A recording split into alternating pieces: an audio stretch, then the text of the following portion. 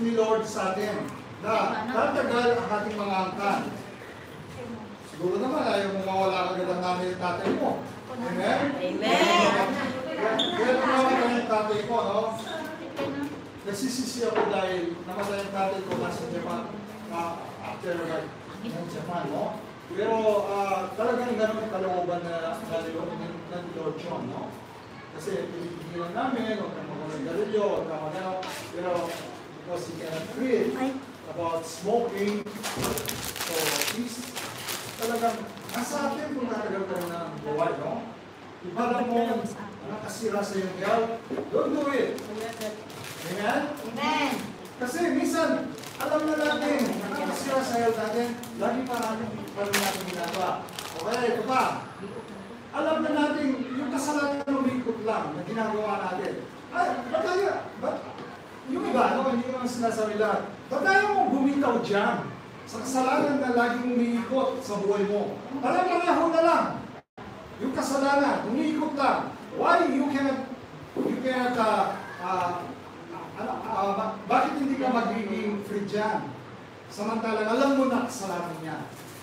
Amen? Amen. So, kaya kung alam mong kasalanan niya, umiikot lang sa buhay mo, at wala magagawang maganda yan, at mapapalayo ka lang sa Diyos nang dahil sa kasalanan niya yan. So, make Him free yourself sa kasalanan.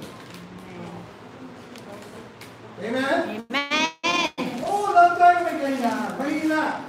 Kaya maraming Linggo, hindi sinasalit tayo, no? Linggo nag-attend ng church, pero hindi pa rin makalaya sa kasalanan. Nandiyan pa rin yung sama na loob, inggit, o kaya ano pa man, no? Because it is our nature. Hindi naman ng tatay mo at nanay mo yan. Pero it's our nature. Ang nature natin, makalaman. Kaya, hindi natin maiwasan na gumawa ng kasalanan. Subalit, pag tinawag ka ni Lord, if the Holy Spirit is really within you, kaya mo pagtagumpayan. Amen? Amen. Kasi, kahit anong gawin mo, wala kang kalakasan, hindi ka magtatagumpay. Kung wala sa iyong banal na spirito na gumagawa at pagpilinan sa iyo. So kaya, make it seriously, mga kapatid ko sa Panginoon.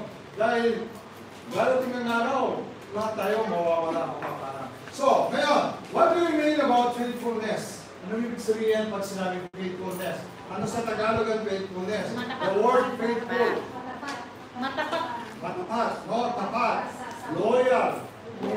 Totoo. Reliable ka. Honest ka.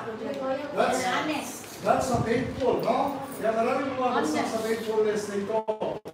Even sa mga boyfriend natin, asawa natin, minsan hindi tayo naging faithful. Minsan, dumarating yung time na bumabagsak tayo. Ganun din sa Panginoon. Yung ating pananampalataya, minsan, bumabagsak tayo. Hindi tayo nagiging tapat sa Kanya. So, but our Lord, the faithfulness of God, never changes. Amen? Amen. So, the word faithful means to be trustworthy. Ano yung trustworthy? Mapagkakatiwalaan. Ano? The word faithful means to be trustworthy. Ano yung trustworthy? Mapagkakatiwalaan. Tama, mapagkakatiwalaan. So, worthy. Worthy Yes. of trust. Mapagkakatiwalaan ka ba ng amo mo?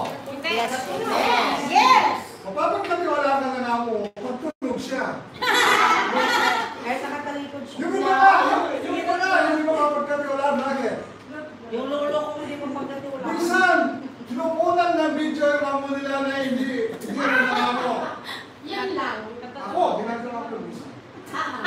Kasi yung kakatuwaan. Kasi kung kumakain kami sa restaurant, ayaw na nga mo ko na nag-video ako, kinukunan ko siya video.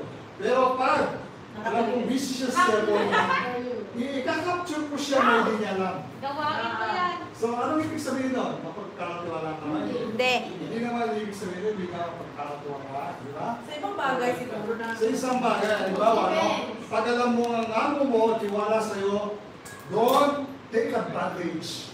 Yes. Amen? Lalo-lalo na sa pera, sa mga gamit, sa dinadaya mo siya. That's not a good for a Christian tulad natin na hindi ka pwedeng pagkaniwalaan. Kaya sabi niya, the word faithful